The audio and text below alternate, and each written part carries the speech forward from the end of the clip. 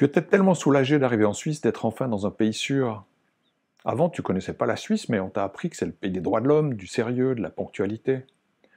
Les gens sont en effet très différents de chez toi, plus froids, plus distants, mais polis. Cette distance, elle te trouble un peu, mais elle te rassure aussi. Tout a l'air clair et à sa place. Tu peux laisser ta peur derrière toi, toutes tes emmerdes aussi, tous les gens qui ont cherché à te détruire et démarrer enfin une nouvelle vie. Sans personne qui te connaisse, sans tous ces obstacles qui t'empêchent d'avancer. Toi, tu as envie de regarder vers l'avenir, de t'en sortir. L'espoir de vivre, il est devant. Tu n'as pas envie de revenir sans cesse au passé. Bien sûr, tu as des problèmes pour dormir, mais qui n'en a pas? De ton médecin, tu veux juste une pilule de somnifère et ça ira comme ça. Quand le médecin t'a posé plus de questions sur ton sommeil, ça t'a paniqué. Qu'est-ce qu'il te veut? Tu n'as aucune envie d'en dire plus. Il te paraît trop curieux, trop intrusif. Ça te fait peur. Il ne pourrait pas te laisser tranquille avec ça, respecter tes secrets, ta pudeur et ton intimité. En tout cas, pas question de lui parler de quoi que ce soit, ça fait trop mal. Il faut laisser le passé dans le passé. Heureusement, tu parles mal le français, tu fuis en montrant que tu n'as pas vraiment compris la question. Pourtant, tu sais bien que tes nuits sont horribles, hein. Tu as du mal à t'endormir, tu laisses la lumière allumée car le noir te fait peur.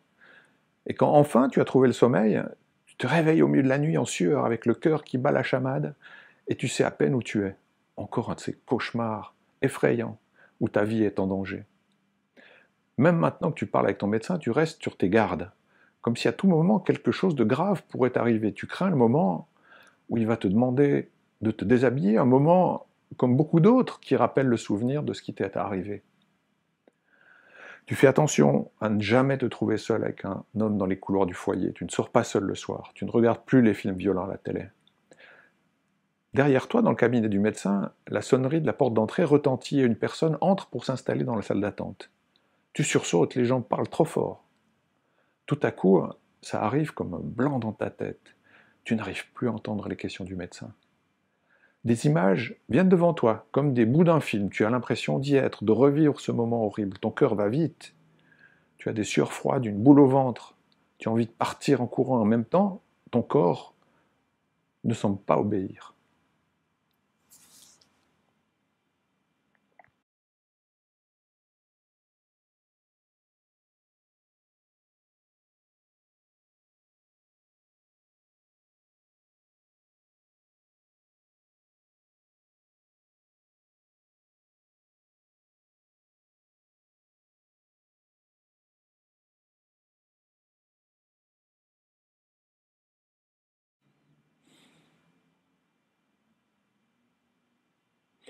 En vrai, le problème de sommeil, c'est juste le sommet de l'iceberg.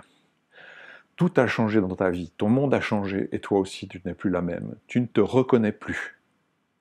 Enfant, tu étais une jeune fille curieuse, avide de nouvelles rencontres, on était attiré par ta vivacité, ta joie de vivre. La vie te paraissait facile et pleine de promesses. La personne que tu es devenue, tu ne la reconnais pas, elle te dégoûte. Tu ne lui retrouves aucune valeur. Tu es devenue craintive, sans intérêt, les gens te paraissent hostiles, tu as peur de croiser leurs regards, tu te sens jugé, inutile, sale, coupable de ne pas avoir su diriger ton destin, de ne pas avoir su te défendre, toi et ta famille, d'avoir été naïve. Tu as souvent des maux de tête, mal au dos, tu es fatigué. Du coup, tu vas chez ton médecin. Il essaye de te rassurer, te fait passer des examens, il te dit que tout va bien. Tu as confiance en lui. Mais tu sais bien que c'est pas vrai, que ça va mal. Tu ne sais pas en fait comment lui dire ce qui t'est vraiment arrivé, tu as vraiment trop honte.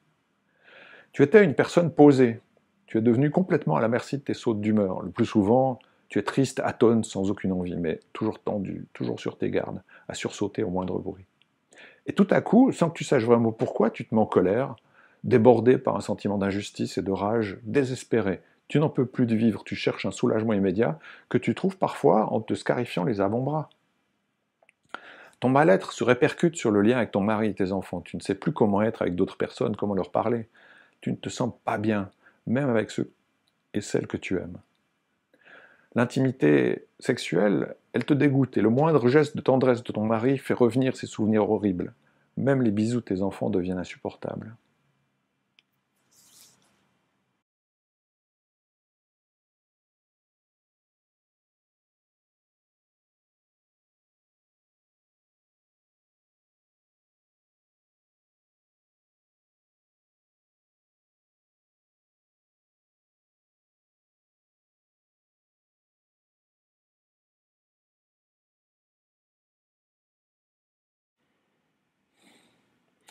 Finalement, tu te sens complètement étrangère aux autres, mais tout se confond dans ta tête. Tu ne sais pas si c'est la personne que tu es devenue, le fait d'être dans un pays étranger, ou ta situation sociale. Tu te sens étrangère à toi-même déjà, cassée de l'intérieur. Mais aussi tu es vraiment une étrangère ici. Tu as parfois la nostalgie de ta vie confortable au Kosovo que tu as perdue. Au pays, tu travaillais, tu étais connu dans ta petite ville, avec ton salon de coiffure, toujours quelqu'un avec qui parler, la famille, des amis, des clientes. Les journées passaient vite et elles étaient bien remplies. Maintenant, de toute façon, à qui parler? Pas à tes compatriotes, ils te verraient sali et sans aucune valeur. Pas à ta famille restée au pays, ils ne doivent pas savoir ce qui t'est arrivé. L'humiliation et la honte te mettraient au banc de la société. Et si ton mari l'apprend, il n'aura pas le choix. Il devra soit te répudier, soit te venger. Dans les deux cas, tu vas le perdre pour toujours. Quitter le pays et garder le terrible secret pour toi, c'était la seule solution possible pour garder ta famille ensemble. Ici, tu ne comprends pas les gens, pas seulement la langue, mais aussi la manière de vivre, d'être ensemble.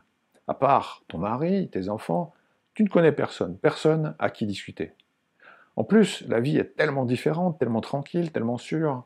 Les gens d'ici sont beaucoup trop loin de ce que tu as vécu. Ils ne peuvent pas l'imaginer, et encore moins le comprendre. Ici, tu te sens de trop. Dans le foyer dans lequel tu as été accueilli au début, tu t'es retrouvé à vivre dans un endroit sans intimité, avec la cuisine et les sanitaires partagés. Plein de gens qui font beaucoup de bruit et sont parfois mal polis. Tu avais peur d'être seul dans la chambre, de croiser des hommes dans le couloir. Tu ne sentais pas tes enfants en sécurité et tu n'avais pas d'argent pour leur offrir des jouets et les vêtements dont ils auraient eu besoin.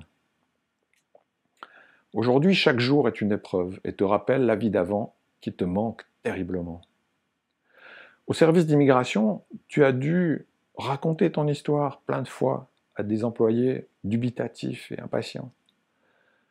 Tu as été forcé de révéler des détails intimes dont tu n'avais aucune envie de parler, avec le sentiment d'être sali à nouveau.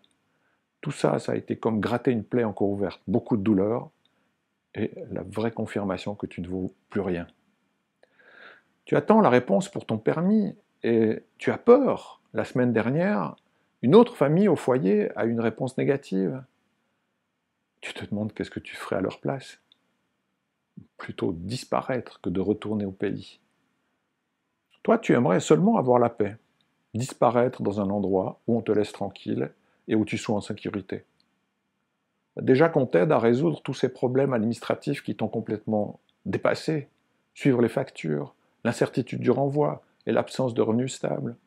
Tu as besoin de conseils juridiques qui te permettent d'y voir plus clair concernant ton recours et tes chances de pouvoir rester en Suisse. Ces démarches sont tellement compliquées. Avec tout ce que tu vis, la Suisse devrait bien t'accorder une petite place. Cette incertitude est insupportable. Aussi, toutes les journées se ressemblent. Tu as trop de temps pour ruminer, ressasser le passé. Dès que tu es seul, les souvenirs reviennent, tu ne peux pas les empêcher. Si seulement on te proposait un peu d'activité pour t'occuper, ne pas penser ou faire du sport, il faudrait que quelqu'un t'aide à te mobiliser pour te mettre en mouvement. Toute seule, tu n'y arrives pas. Une fois que tu pourras te sentir en sécurité, tu auras besoin de comprendre peut-être ce qui t'arrive, mettre des mots sur ce que tu ressens, savoir que tu n'es pas la seule à réagir comme ça. Avoir un endroit où tu peux parler de ses pensées te ferait tellement de bien. Mais comment trouver cet endroit? Comment trouver une personne en qui avoir confiance? Parce que personne ne doit savoir ce qui t'est arrivé. En plus, tu ne parles pas le français. Tu as entendu parler d'interprètes, mais est-ce que les interprètes garderaient ton secret? Et finalement, comment faire pour reprendre confiance? Renouer un lien avec ton mari et tes enfants qui ne comprennent pas pourquoi tu es devenu si bizarre. Ils essaient d'être gentils, mais tu sais au fond qu'ils n'en peuvent plus de te voir comme ça. Ils pensent que tu es folle, mais tu ne peux pas leur dire ce qui t'est arrivé. Enfin, après, tu pourrais peut-être apprendre le français, un peu. Refaire des liens d'amitié en dehors de la famille. Peut-être vivre autrement, te sentir à nouveau utile à la communauté. Retrouver ta curiosité, de nouvelles envies. Retrouver les forces qui te restent et que tu as oubliées sous tes blessures. Te retrouver toi-même, ne plus être à vif comme tu l'es aujourd'hui.